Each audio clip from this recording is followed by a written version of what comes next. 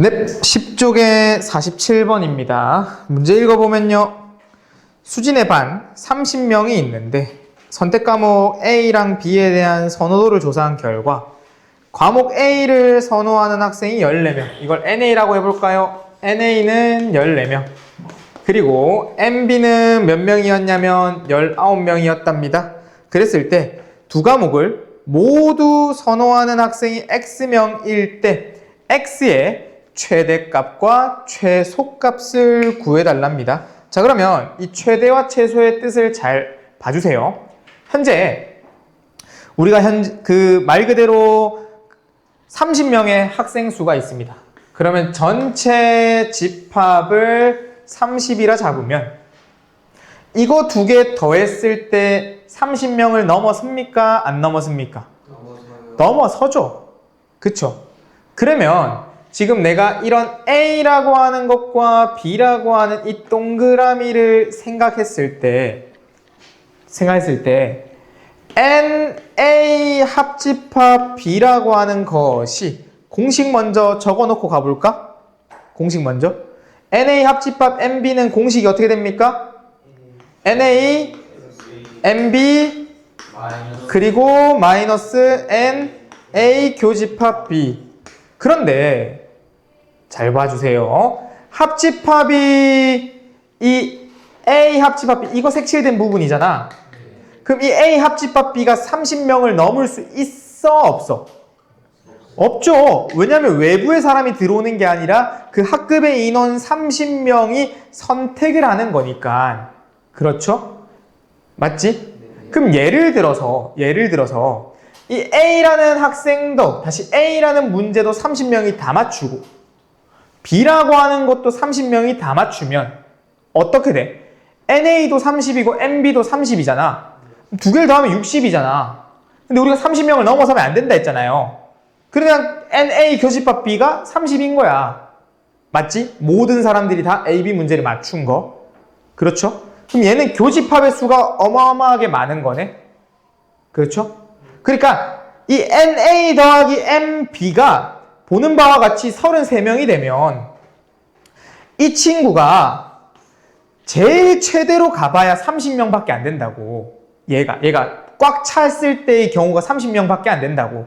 그럼 요놈이 30이 됐다고 생각을 해준다면 얘는 적어도 교집합이 몇 명 있어야 돼?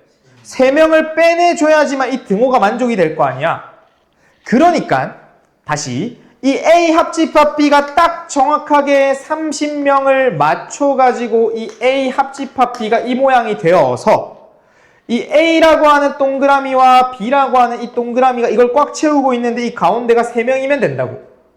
그럼 여기 A가 맞춘 학생이 11명, B가 맞춘 학생이 16명 이렇게. 되나요?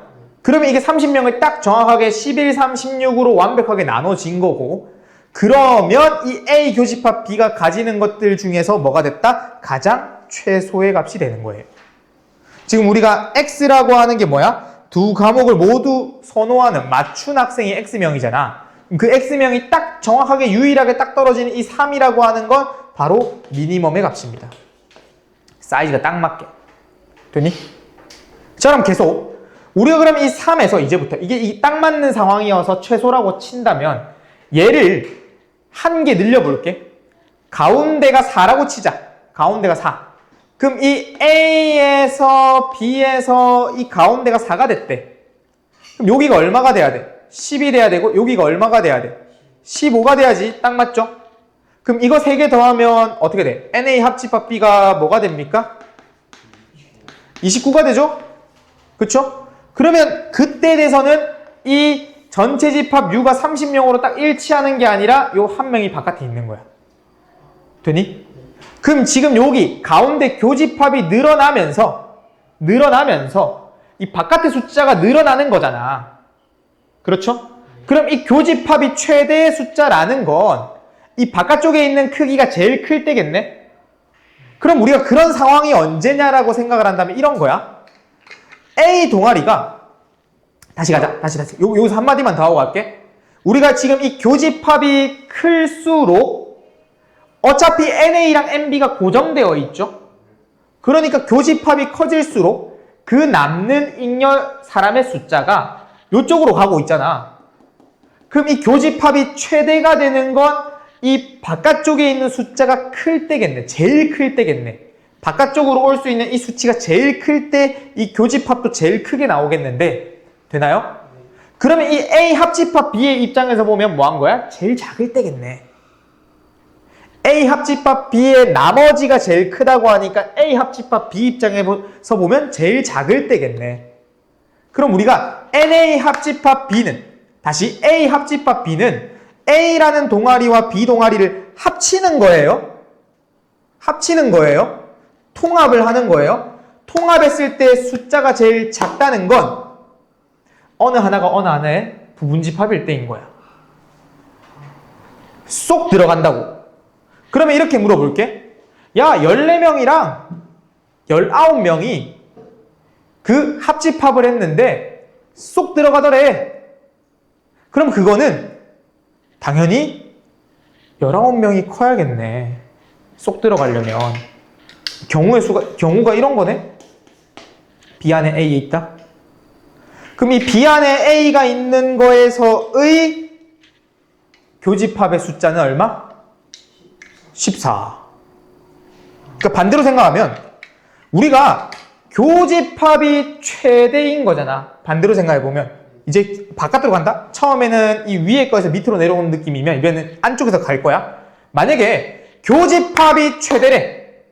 그러면 교집합은 두 동아리가 공통된 사람이 가장 많으려면 어떻게 해야 되냐? 이건 거야. 그러면 A 동아리는 14명, B 동아리는 19명이야. 14명과 19명의 공통 인원 중에서 가장 많이 나올 수 있는 건 몇 명이겠니? 14명이겠네. 그 A 동아리에 소속되어 있는 모든 사람이 알고 봤더니 B 동아리에 있는 것. 그게 두 동아리의 교집합에서 나올 수 있는 가장 최대 수치인 겁니다.